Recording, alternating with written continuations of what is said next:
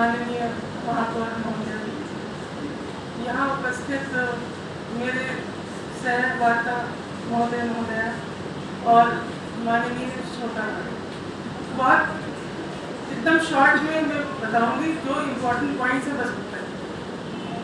पहला तो ये जो एक्ट था 1971 और 2021 दोनों में डिफरेंस क्या था? डिफरेंस ये था कि 1971 में जो एक्ट आया था that was only for married women. उसमें जैसे कोई अनमैरिड कोई किसी के साथ कुछ ऐसा घटना घट गया हो, उनको उसमें लिया नहीं गया।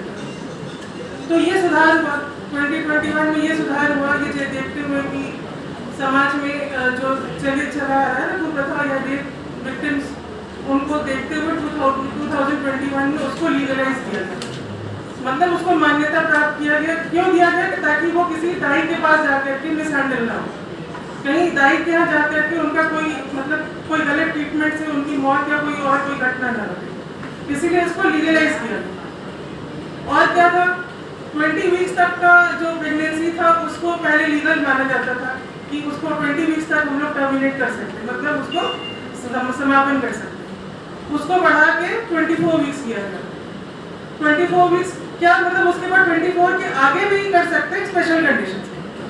तो ये डिफरेंस था 2071 में और 2021 में कि ये 2-3 डिफरेंसेस ये लाई गई। इसके अलावा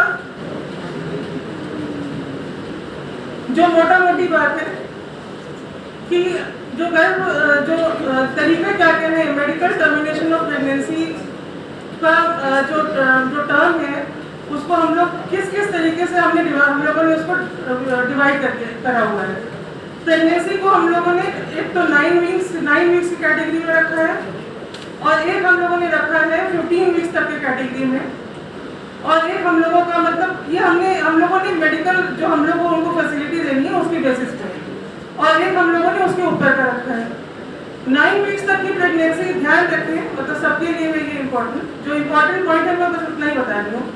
9 वीक्स तक की प्रेगनेंसी जो है वो दवा के जरिए, मतलब मेडिकली दवा दे करके खा करके उसको टर्मिनेट किया जा सकता है।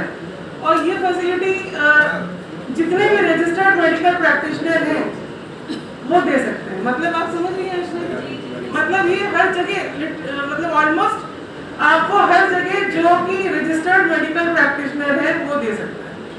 तो उसके लिए आपको कहीं भी जो कि जो जिनका जो गवर्नमेंट से मान्यता प्राप्त कोई जो डॉक्टर्स हैं वो आपको दे सकते हैं। उसमें एक टैबलेट मिफेप्रिस्टोन और उसके 24 से 48 घंटे के बाद 200 mg के 4 टैबलेट मीसोप्रोस्टोल की दी जाती है। लेकिन उसके लिए ये एडवाइजेबल है कि आप लोग डॉक्टर्स के सलाह से उनके परामर्श या वो जो आप लोगों का चेकअप करेंगे उसके बाद ही ये लिया जाए। उसके बाद आता है 9 वीक्स टू 15 वीक्स।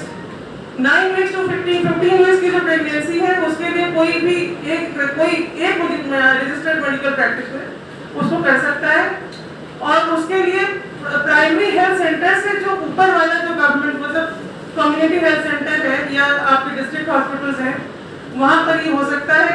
कोई भी एक मेडिकल प्रैक्टिशनर के अंडर में हो सकता है, और सिंपल हम लोग कहते हैं उसको ना इवैक्यूएशन ऑफ प्रेगनेंसी, मतलब सिंपल जो manual evacuation of pregnancy vacuum evacuation के द्वारा होता है। बहुत बड़ा प्रोसीजर, कोई गंभीर प्रोसीजर नहीं।